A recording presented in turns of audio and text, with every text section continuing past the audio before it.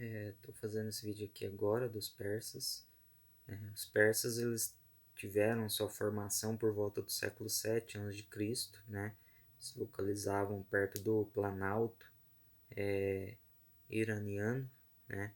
E por volta do século 7 a.C., a gente vai notar que existia dois reinos: o reino dos Medos e o reino dos persas.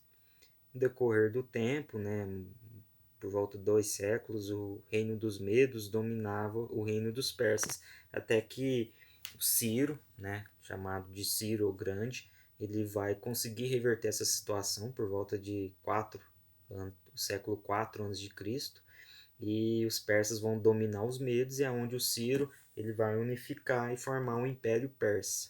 A partir da formação do Império Persa, notaremos que os persas eles vão se dedicar ou ter uma base mais militar, porque eles vão invadir e conquistar várias regiões em torno do Império Persa, né? Obviamente isso tudo pensando no poder. Os sucessores, o que veio logo depois do Ciro, ele vai manter essa política de invasão, mas é aquele que vai, obviamente, dar continuidade melhor ao que o Ciro estava fazendo, vai ser Dario I.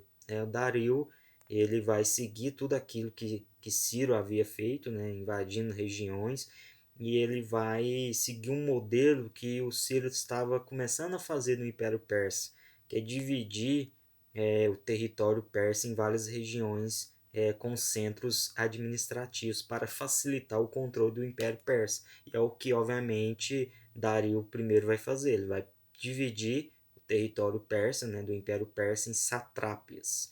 Essas satrápias, elas vão ser, cada uma vai ser governada por uma pessoa, né, obviamente confiança do imperador, e ali ela poderia, né, ela era a que realmente mandava na região. E ali ela podia, ou a região como um todo, podia ter a sua própria religião, política, comércio, mas deveriam pagar tributos, obviamente, ao imperador, e deveriam ter o seu exército, porque o imperador, né, o Império Persa buscava sempre invadir territórios, então sempre precisava de um exército. Então as satrápias eram uma maneira de manter o controle do Império Persa. A religião, a base da religião dos persas era o zoatrismo. Esse zoroatrismo era uma religião a qual tinha a base, né, de dizer que o imperador era um cara que emanava de Deus, né, ou dos deuses para governar o Império Persa. Então ele tinha plenos direitos para fazer isso, tá? Então talvez por isso a hegemonia tão grande que os imperadores persas tinham à frente da Pérsia.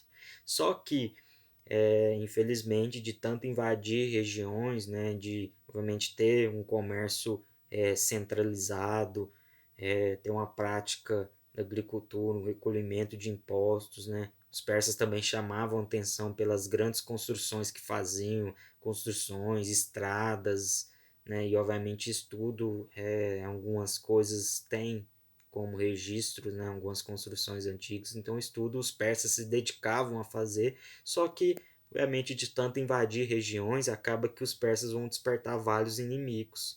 E um dos maiores inimigos vão ser os gregos, né? Quando o Império Persa, né?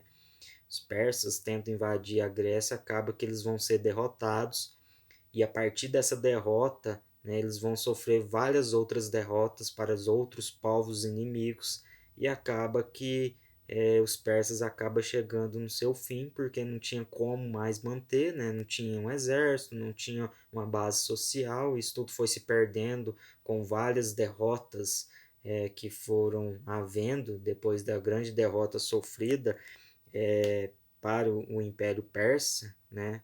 E acaba que chega ao fim essa base da sociedade persa, né? Do Império Persa.